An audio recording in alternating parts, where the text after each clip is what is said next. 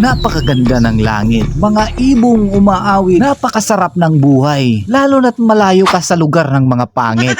Simula sa araw na ito ay sinimulan na rin natin magbungkal ng lupa para sa panibagong batch na 4 kilos na ating itatanim. Ang area na ito ay napakaganda lalo't nasa ilalim ng mga puno dahil ito ang perfect na lokasyon para sa ating itatanim. May mga nagsasabi sa akin, bakit dito raw ako sa ilalim ng mga puno magtatanim? At napakalawak naman dun sa kabila. Napakarami pa naman daw dun na pwedeng pagtaniman. Kaya halos ng taga dito ay nagtataka dahil ang area na ito ay kadalasan na produkto nila ay palay. Sa sobrang lawak ng area na to ay hindi nagagamit dahil hindi naman to pwedeng pagtaniman ng palay. Kadalasan ay ginagawan lang to ng talian ng kalabaw na hindi naman atin. Kaya nag-isip tayo ng paraan kung anong pwedeng gawin sa area na ito. At sa bandang area na to ay halos makikita mo halos mga puno. At naging swak naman ito. Perfect na lokasyon para sa plano kong taniman ng mga luya. Dahil ang mga luya ay madalas tinatanim sa ilalim ng mga puno. At hindi masyadong na-expose sa araw. Kapag tinanim mo ito sa part na walang nasisilungan, sobrang napakatumal ang pagtubo nito. Dahil babad nga sila sa araw. Simula ngayon ay magkakaroon na ng pakinabang ang area na ito.